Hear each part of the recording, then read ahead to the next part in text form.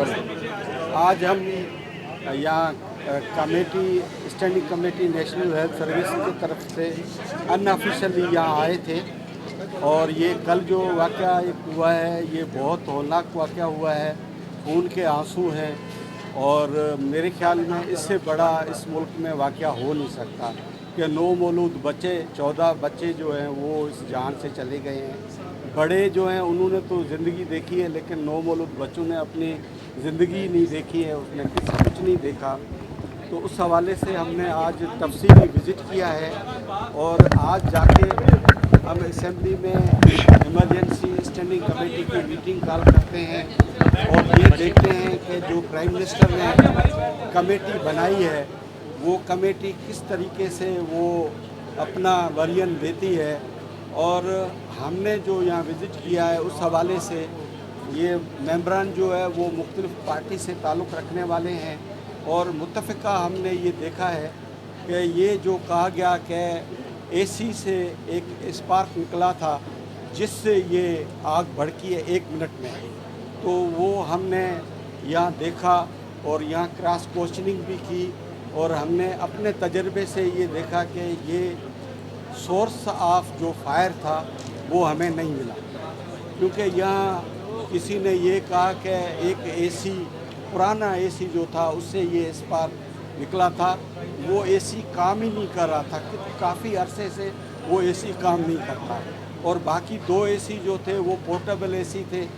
तो एक वहाँ गुच्छा था, किसी ने कहा कि उस एसी से स्पार्क निकला है। मेरे ख्याल में मिनिस्टर साहब ने भी ये उसको ऐसे ब्रीफ किया गया था कि उस पुराने एसी से स्पार्क हुआ है, लेकिन यहाँ किसी ने डॉक्टर ने कहा है कि एक गुच्छा था वायरों का उससे ये स्पार्क निकला था। यहाँ जो नर्सेस थी जो ड्यूटी पे थे उनसे पूछा गया तो वो कह रही थी कि हम सब काम में लगे हुए थे, अचानक जो है ये फायर वहाँ हुई है। तो किसी ने ये नहीं देखा कि ये स्पार्क कहाँ से निकला, कैसे हुआ। तो हम इस नतीजे पे पहुँचे हैं कि सोर्स ऑफ फायर का किसी को मालूम नहीं है कि कौन सा सोर्स ऑफ फायर था और ख़ास करके सोर्स ऑफ फायर के हवाले से मुख्तलिफ यहाँ बातें हो रही हैं कि 1 मिनट में ये ब्लास्ट हुआ है। तो ऑक्सीजन जो है वो उसका कैटलिस्ट था, मतलब सोर्स था ऑक्सीजन। तो ऑक्सीजन भी पूरी कंसील्ड होती है और बच्चों को वो ऑक्सीजन मिली होती है, या तो वो ऑक्सीजन का जो कंसील्ड पाइप थे उसमें कोई फॉल्ट था।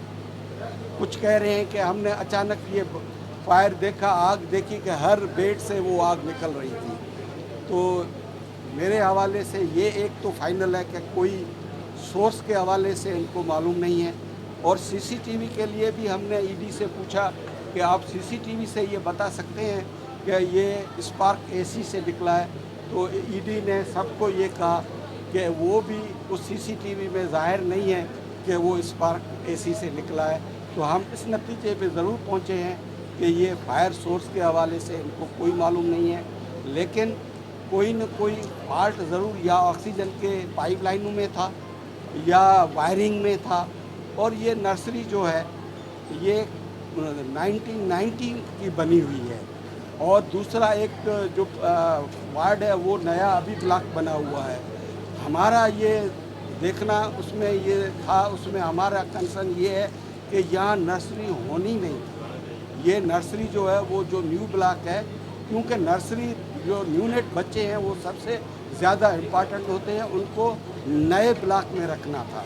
इस ब्लॉक में रखना भी हमारे हवाले से, हम इसमें डॉक्टर भी हैं और हमारी कमेटी में और भी डॉक्टर हैं, हमारे हवाले से ये नर्सरी इन बच्चों को रखने के लिए फिट नहीं थी। यहाँ गायनी का वार्ड होना था और बच्चों को जो है जो नया ब्लॉक है जो वेल इक्विप्ड है वहाँ रखना था। तो इस हवाले से हम अपनी कमेटी की मीटिंग बुला रहे हैं। हमारा जो काम है मेरिट पे देखेंगे और हमने इनको कुछ क्वेश्चंस भी दिए हैं, उनके जवाब चाहिए। और प्राइम मिनिस्टर ने जो कहा है कि 24 आवर्स और 48 आवर्स में ये कमेटी बनाई है, ये फैसला करेगी, तो उस फैसले को भी हम देखेंगे कि उन्होंने सही किया है या गलत किया है। और हम हमारी कमेटी में पीटीआई के भी दोस्त हैं एमएनएज, उनको रिक्वेस्ट करते हैं कि आप दूसरी कमेटीज़ में जाएं या ना जाएं, लेकिन ये एक इम्पॉर्टेंट इशू है इसमें आप ज़रूर आएँ और उसमें डॉक्टर्स भी हैं, तजर्बे वाले भी हैं। हम इकट्ठे होके जो रिपोर्ट आएगी उसको भी देखेंगे और पूरा इसको देख के आपको बताएंगे कि कौन इसका ज़िम्मेवार है। तो उस हवाले से हम प्राइम मिनिस्टर को रिपोर्ट देंगे हमारी कमेटी की तरफ से। आज हम अनऑफिशियली आए थे और ऑफिशियली ये कमेटी की एज सुन एज पॉसिबल ये मीटिंग स्पीकर से रिक्वेस्ट करके हम कमेटी की मीटिंग रखते हैं और हमने नोटिस लिया है। ये बहुत बड़ा वाक़या है और आपको कमेटी की जो मीटिंग होगी वो आपको आपके सामने ज़रूर रखेंगे। और इस पर हमने दो तीन चीज़ें, एक मिनट, जैसे डॉक्टर साहब ने कहा कि इस पर जितना अफसोस किया जाए कम है।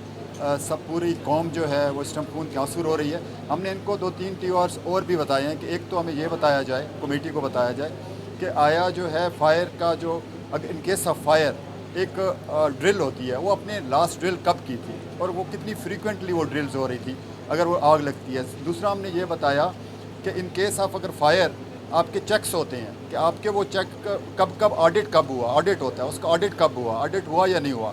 फिर आपका इलेक्ट्रिकल का ऑडिट कब हुआ, अगर ये इतनी पुरानी बिल्डिंग थी 1990 की तो इन 30 ईयर्स में कितने ऑडिट हुए। फिर चौथी चीज़ हमने इनको ये बताई कि हमें ये बताएं कि क्या ह्यूमन एरर कितने थे और कितनी मज़ीद लाइफ्स को बचाया जा सकता था और क्यों नहीं बचाया गया। और अगर एक्सप्लोजन हुआ तो वो इन केस ऑफ फायर क्या ऑक्सीजन का वहाँ एक्स्ट्रा क्वांटिटी थी कि एक्सप्लोजन हुआ।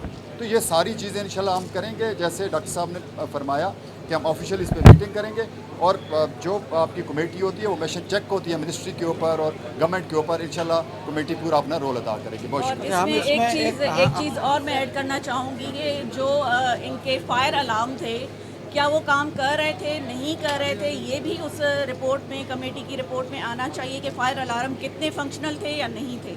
और दूसरी बात ये कि जो डिफरेंट हमें स्टेटमेंट मिली हैं वहाँ पे लोगों की या डॉक्टर्स की, स्टाफ की, मुझे लगता है कि या तो उस वक्त कोई ड्यूटी पे नहीं था या अगर ड्यूटी पे थे तो वो कहीं बाहर थे, क्योंकि बहुत सारी डिफरेंट हमें स्टेटमेंट्स मिली हैं।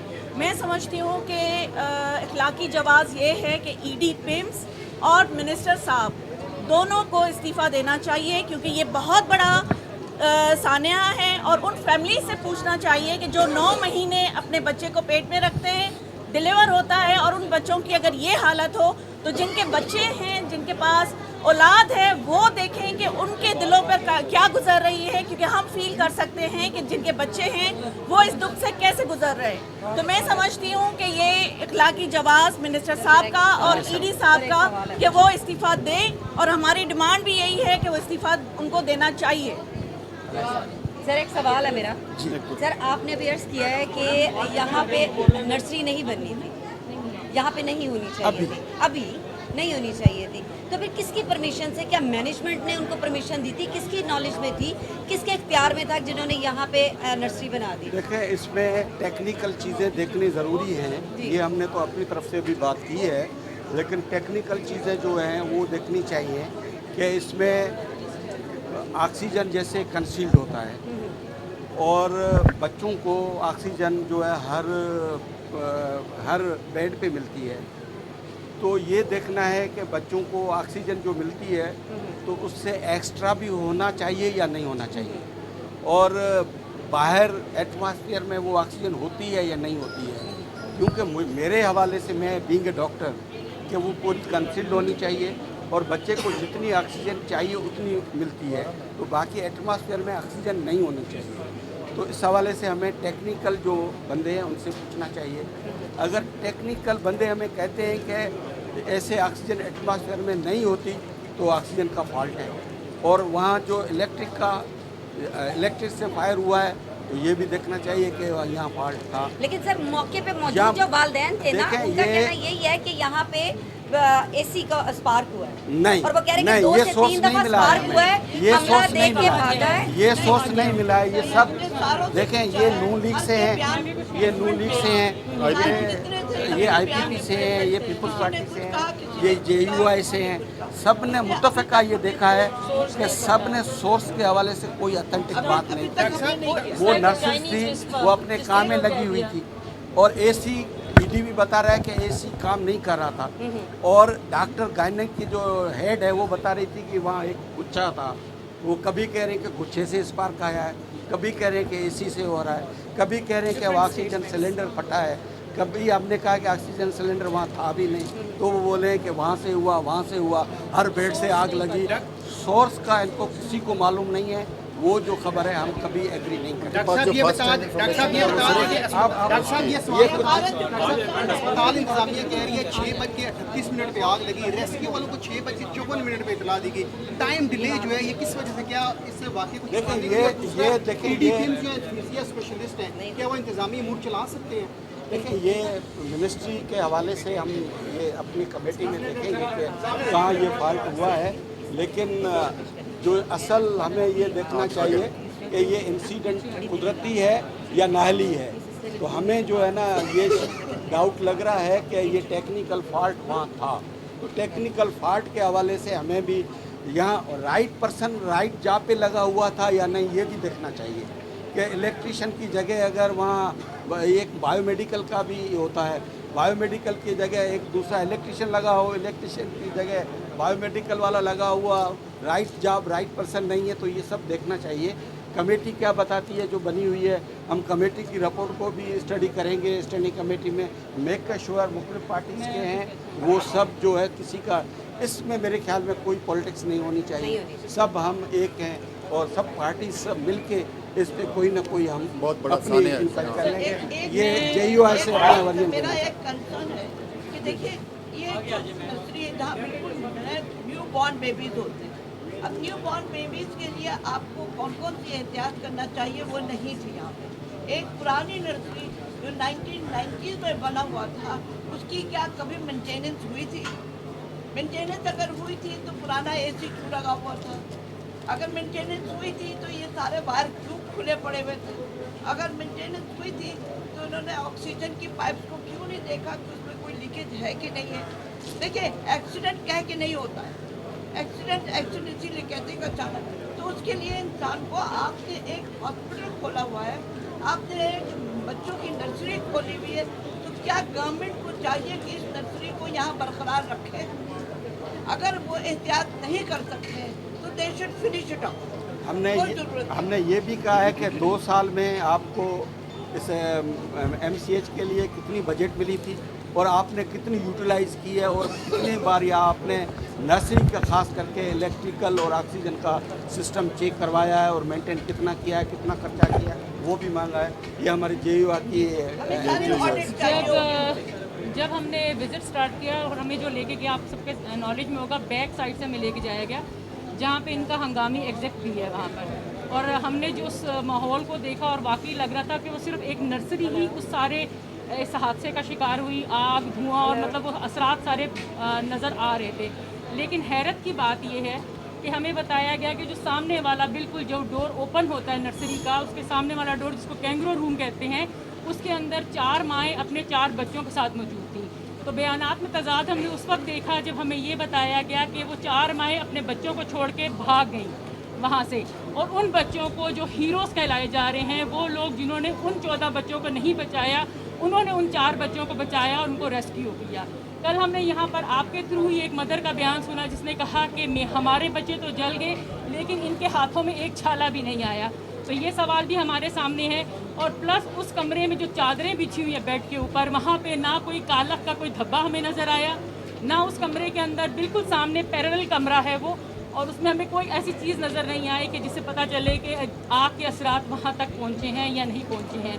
फिर हमें बार बार इस चीज़ पे जोर दिया जा रहा है कि जो कमेटी वज़ीर आज़म साहब ने बनाई है उसके TORs ये हैं, फलाना है, और उसके नताइज के ऊपर सारा मुनहसर किया जा रहा है। तो मेरे ख्याल में हमने वहाँ पर सर ने भी यही रिक्वेस्ट की कि हमारी कमेटी का एक अपना एक हैसियत है और हम अपनी कैपेसिटी के अंदर इनको बुला के इनसे सवाल और जवाबात कर सकते हैं और इनके ऊपर हम अपनी राय देंगे और अपनी फेयर राय देंगे कि हमने क्या देखा।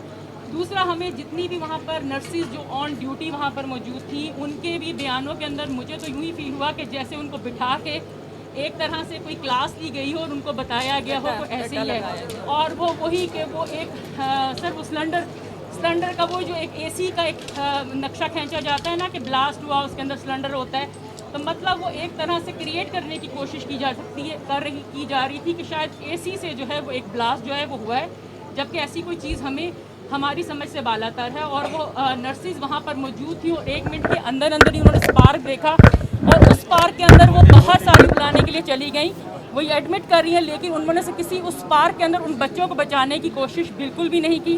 वहाँ पे डॉक्टर साहिबा से भी हमने बातचीत की जो वहाँ पे ऑन ड्यूटी थी, तो उनकी बातों से भी हम मुत्तफिक नहीं हुए और यही समझ आ रहा था कि हमें कहा जा रहा है कि जो वीडियोज़ हैं हमारे पास वो हमने कमेटी को दे दी हैं और तमाम शवाहिद उसमें मौजूद हैं, जबकि वो शवाहिद वहीं पर ईडी साहब ने कहा कि नहीं उसमें ये चीज़ के शवाहिद मौजूद नहीं हैं। तो आप बहुत जल्द देख लेंगे कि जो कमेटी की रिपोर्ट आपके सामने आएगी तो उसमें क्या शवाहिद आपके सामने आएंगे। 48 घंटे के अंदर आपके सामने आ जाएगी तो पता हमें भी चल जाएगा, आप लोगों को पता चल जाएगा। लेकिन मेरा मुतालबा ये है कि इखलाकी तौर पर हमारे हेल्थ के मिनिस्टर साहब को इस्तीफ़ा देना चाहिए, क्योंकि होता ये है कि जो भी इंक्वायरी टीम होती है जब कोई वजारत पे हो या ओहदों पे हो तो वो उस तरह से शफाफियत को बरकरार नहीं रखा जा सकता, तो इखलाकी तौर पे उनको जो है इस्तीफ़ा दे देना चाहिए। और इस पिम्स की जो इंतज़ामिया है और ख़ास तौर पे उस टाइम पे जो ड्यूटी पर मौजूद था स्टाफ हो या डॉक्टर्स हो, उनको सस्पेंड ताहयात जो है वो करना चाहिए, लाइफ टाइम उनके जो है लाइसेंस मुअत्तल होने चाहिए, क्योंकि अगर हमारे ज़ाती को इस तरह से मसाइल होते तो हम फ़ौरन ये एक्शन लेते। जब हमने ईडी साहब से कहा कि आपने इनको मुअत्तल करने के बारे में क्या कहा तो उन्होंने कहा ये सेक्रेटरी साहब करेंगे, और सेक्रेटरी साहब को आपने देख लिया कि उनको हमने अभी भेज दिया, लेकिन बहुत जल्द हम उन्हें एक अच्छी जगह पे अकोमोडेट कर देंगे। जैसे हमने एक रिंग रोड वाले मामले में आपने देखा होगा कि हमने सेक्रेटरी साहब को तैनात कर दिया, तो यही होगा। और इंशाल्लाह ताला आप लोगों के ताउन के भी हम शुक्रगुजार हैं कि आप लोगों के ज़रिए जो है जो इस गर्मी के अंदर और उन वालिदैन के साथ हम हमदर्दी रख सकते हैं, हम उनके बच्चे वापस नहीं ला सकते, कम से कम ये कोशिश कर सकते हैं कि हम सब मिलकर कोई ना कोई ऐसा काम कर जाएं कि आइंदा इस तरह के वाक़यात ना हो, हमें जो है फातिहा या अफसोस के अल्फाज ना कहने पड़े। Thank you. एक मिनट रुकिए मैम, मेरा नाम अदनान है, मेरी मिसेज अभी एडमिट है। मुझे थोड़ी देर पहले आपके स्टाफ ने मुझे ये कहा है कि आप अपना बच्चा ले जाएं क्योंकि कल उनका ऑपरेशन होना है, ठीक है। वो कहते हैं हमारे पास नर्सरी नहीं है, आप लोग जो मर गए हैं उस पर बात कर रहे हैं, जो अभी जिंदा है उनको बचाने की बात कोई नहीं कर रहा। उनको 24 घंटे गुजर चुके हैं आपकी सानिया को, मेरी मिसेस का कल ऑपरेट होना है, वो आज मुझे कह रहे हैं कि अपनी मिसेस को लेके किसी हॉस्पिटल चले जाएं, और अगर आपका बच्चा मर जाता है तो हम रिस्पॉन्सिबल नहीं है, यहाँ पे साइन करें आप मुझे बताएं कि आप लोग इतने कमज़ोर हैं कि आप 24 आवर गुजरने के बाद वेंटिलेटर और ये चीज़ अवेल नहीं कर सक रहे। इसके लिए सर, इसके लिए कोई एक्शन होना चाहिए।